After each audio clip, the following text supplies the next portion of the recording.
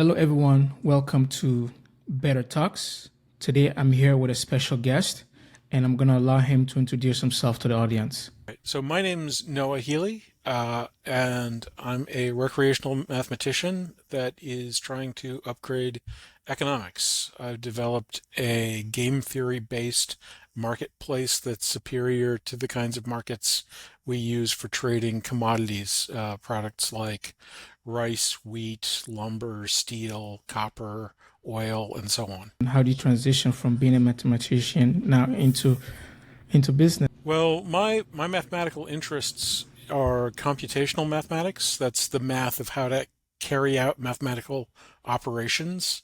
So I've been working as a computer programmer on and off for decades now. I also do data science. And this came out of research into algorithmic development that I was doing, mostly out of self-interest in that field of study. So I was working on approaches to communication algorithms, and marketplaces are really just signal processing systems. What they do is take the practically infinite number of random thoughts that run through people's heads and filter that down and boost up the signal of what's economically real. Or at least Mm. that's what they used to do before we plugged so many computers into them that there are now more computers than people. And so what they do now is just kind of try to find a lie that people will go along with for long enough to lose their money. I'm curious to know about is shifting financial systems to make production more profitable. Absolutely. So most people who have any exposure to economics know the story of supply and demand. The idea is that there's people that make stuff, the producers, there's people that use that stuff, the consumers, and the producers and consumers need to match up. There need to be as much stuff being made as people actually want. If you're making a bunch of stuff that nobody wants, that's not great. If you're not making a bunch of stuff that people actually want, that's also bad. So that becomes the basic problem. What's generally left out of the basic story is the process of getting the buyers and sellers together. Um, and that's where the middlemen come in. Now, to a certain extent, there's a real value there because we have globalized supply chains. We've got people all over the world. Even without that, I live in a modest town. There's still more people here than I've met in my lifetime, even with populations in the high tens of thousands. So it isn't possible to know everybody and have relationships with everybody. And so having people who go out and find and manage these relationships allows us to have regional, national, and global economic transactions. And without those, we wouldn't have computers or many other things. So that's valuable. The problem is that they make money from how far apart the producers and consumers get. The lower the price the producers get and the higher the price the consumers pay, the more money there is for the people in the middle. And if your only measure is whether or not the producers and consumers are matching up, it becomes possible to spread them apart and make ever more money while keeping everything balanced. And that's largely what computers have enabled the markets to figure out is how to make themselves less stable, more expensive, how to spread the difference between the one and the other. Uh, and so what I found is a set of algorithms that splits the market into three pieces, each one of which is focused on narrowing that gap, maximizing the total actual flow of goods, which increases the prices received by producers to encourage them to produce more goods, but doesn't actually need to raise prices on consumers because they're already paying those very high prices. Um, and so we get a better equilibrium state where we're more productive because producers are making more money versus financiers and other people who are just facilitating the system.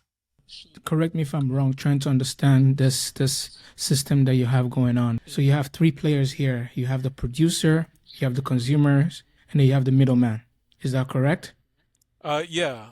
Unfortunately, there's no good terms in our language for these middlemen. I have taken to using the term negotiator to refer to the Negotiators.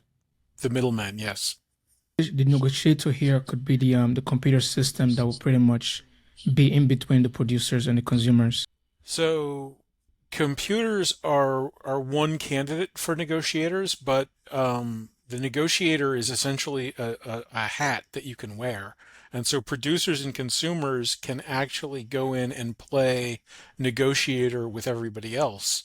And so because they have very good information about what their costs and what their values actually are, by creating this marketplace in information before we get to the marketplace in goods, Mm, we create this environment where it's essentially a case of bilateral collective bargaining.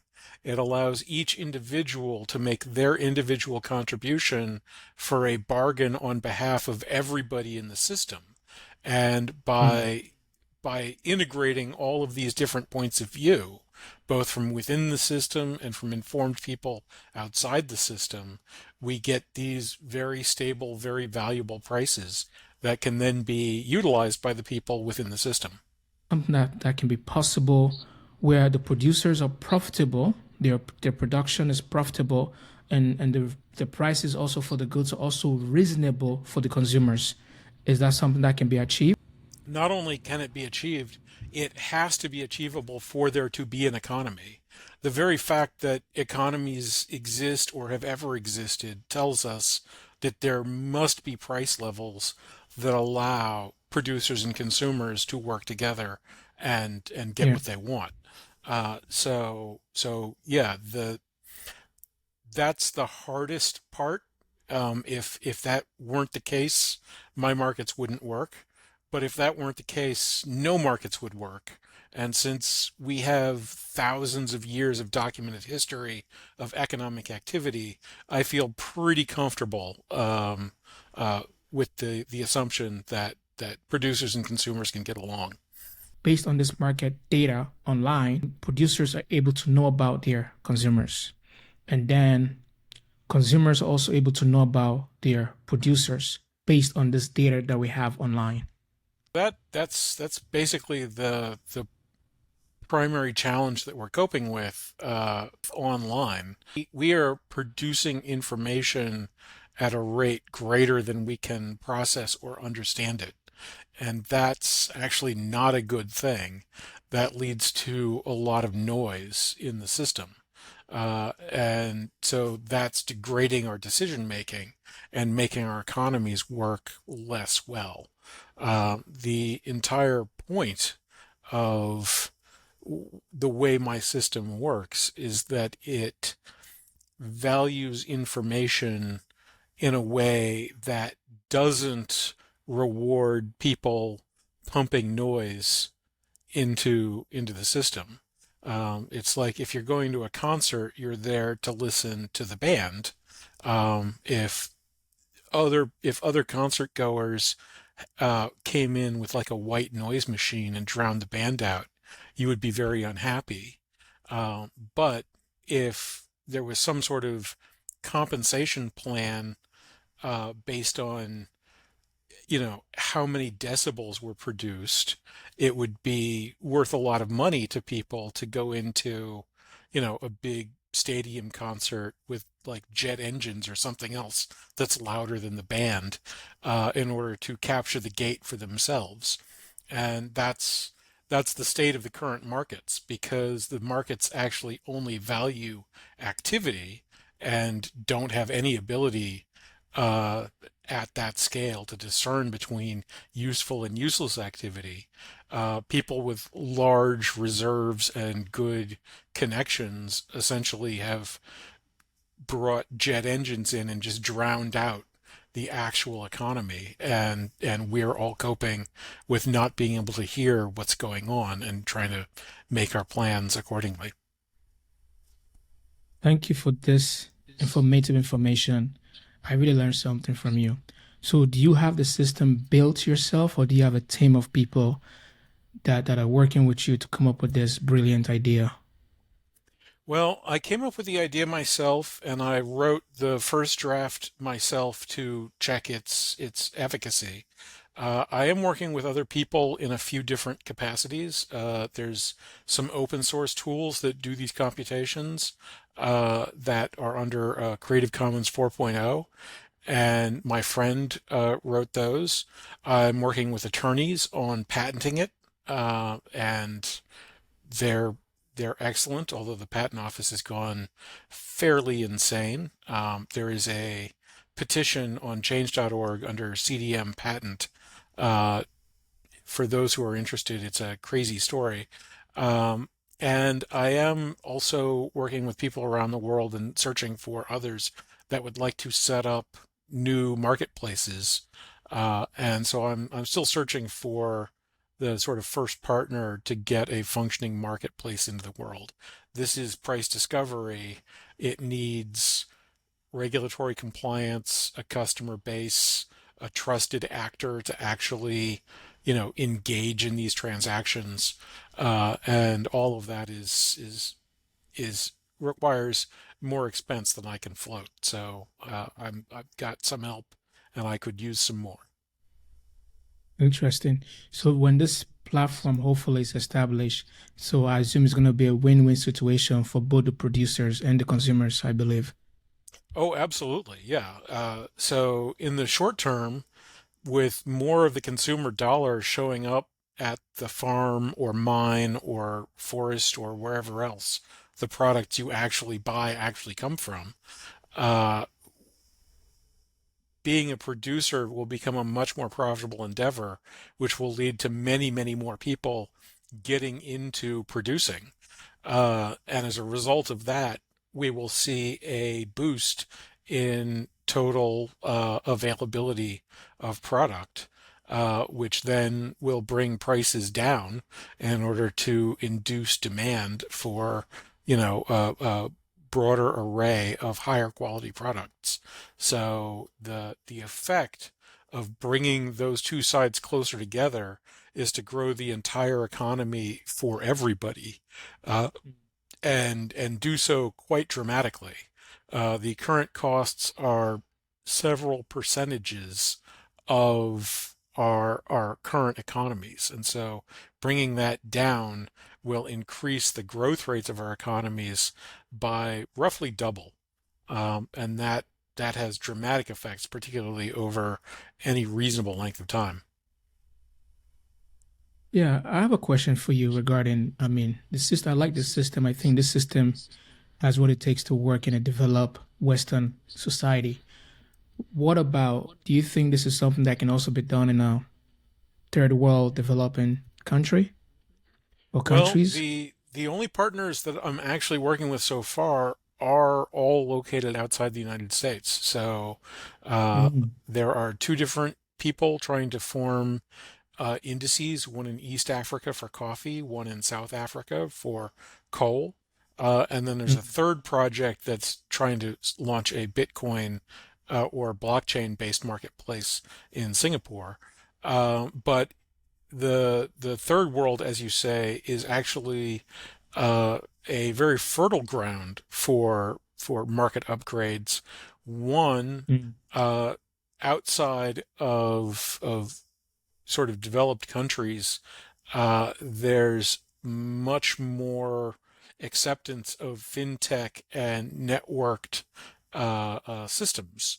Uh, the the sort of paucity of cash leads to people already using phones as a digital platform. And while my system is entirely agnostic to blockchains and similar types of things, um, that information-based society already being established and accepted makes information-based markets a very natural fit into those milieus. Also, while everybody has been vastly increasing the percentage of services in their economies, it is absolutely the case that the less developed economies have a higher proportion of their economy in commodity production. And so increasing the profitability of production has an outsized effect if more of your economy involves producing stuff. And so um, places that have more rural style economies will get a larger economic boost from adopting this technology than Interesting. cities do. Increasing the economic potential for everyone. And you just pretty much answer it, right? Especially like you said, for everyone, which includes first world, second world, developing nations. Um, is there a particular niche that this system operates, or this system serves all industries or market? The area that it's looking at is places where the producers and consumers exist as relatively distinct groups.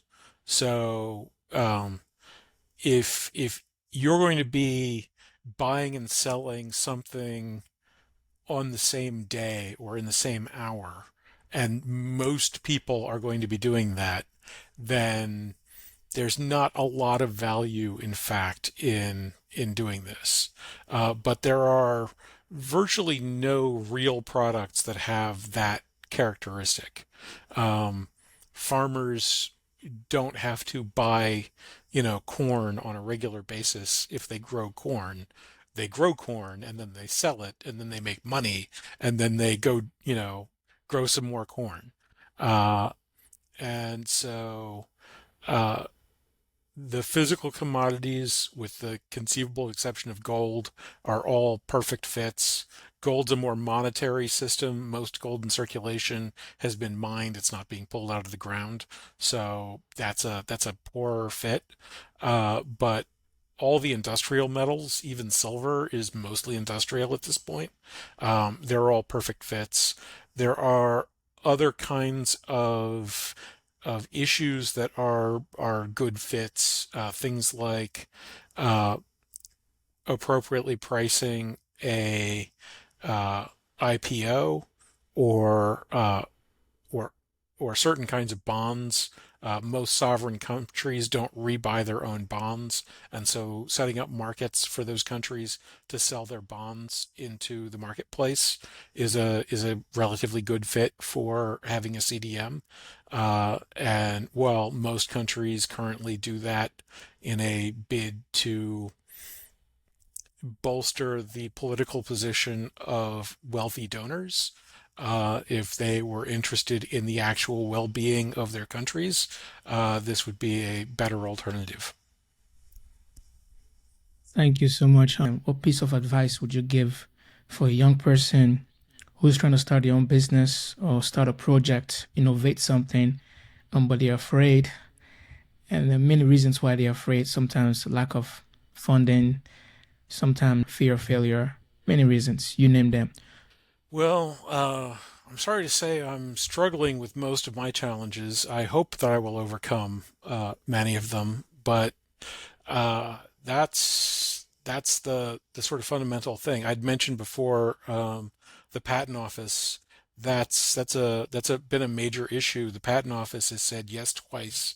They've withdrawn both yeses both times for reasons that they acknowledge are entirely nonsensical. But the second one, they say that in spite of the fact that it's nonsensical, because they're under orders, they're not going to reverse themselves. So that's been appealed. The appeal will be heard in a little over a year at this point. And so, like I said, there's a petition. Anybody who wants to help me out with one of my challenges, change.org, CDM_patent, please do sign the petition. The challenges are the journey, essentially. There's some unknowable set of problems, and you actually aren't going to figure out what they are. I got started because one, this is quite literally the most valuable economic activity it's possible to engage in. And since I know that for a fact, I have to engage in it.